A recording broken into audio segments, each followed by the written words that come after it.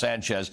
Raf, what's the latest on the newly released hostages? And obviously you've watched this unfold a few times now. So tell me what we are looking to see in the next hour.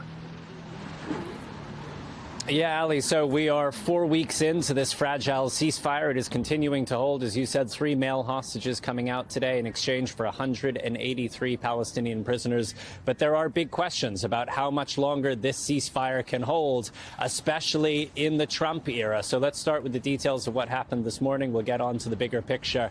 Ali, you and I have covered a couple of these exchanges together, and you'll remember in the early days, there was just unalloyed joy in Israel, especially as these young women were coming out. They appeared to be in physically good health. But today it was a darker picture. As you said, these 3 male hostages all appearing emaciated, appearing frail. They were able to walk, but they walked a little unsteadily as they mounted that stage put up by Hamas. And they are not all coming home to happy stories, Ali. So just to run through them. Eli Sharabi, he's 52 years old. He was taken from Kibbutz Be'eri. His wife and his 2 teenage daughters were killed on October 7th, and it is not clear that he knows that. It may very well be that he spends the first couple of minutes in freedom receiving the worst news of his life, that his family is dead. It's a similar story for Or Levy. He's 34 years old. He was kidnapped from the Nova Music Festival, and his wife was killed there. They have a little boy who is now 3 years old, and that boy has been without either of his parents since October 7th. It is a slightly more bright picture for Ohad Ben Ami, 56 years old. He was kidnapped along with his wife, Raz. She was released in that first prisoner exchange back in November 2023, and we are expecting them to be reunited at a Tel Aviv hospital in the coming hours.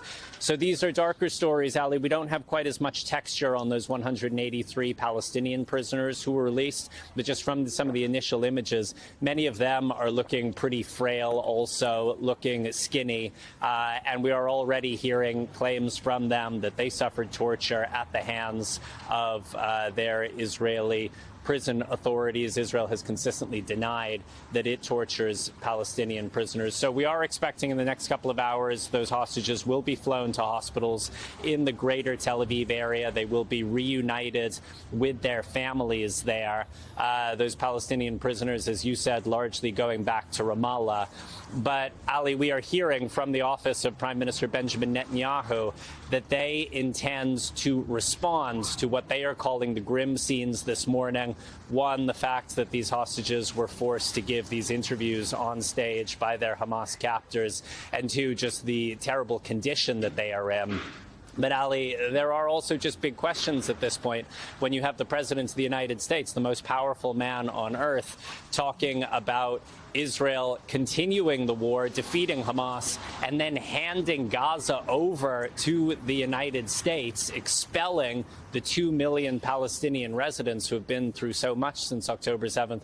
There are real questions about what incentives there would be for Hamas to continue these ceasefire negotiations, to try to move from phase 1 of the deal, which we're in right now, 6-week ceasefire, 33 Israeli hostages released, and move to phase 2, which would see a permanent end to the war, the withdrawal of Israeli troops from Gaza in exchange for the release of all Israeli hostages. So those negotiations are underway in an initial phase right now in Qatar, but there is a lot of concern among the families of Israeli hostages, among civilians inside Gaza, and in the broader community about whether those negotiations are going to succeed and whether this ceasefire is going to continue or whether we are going to plunge back into fighting.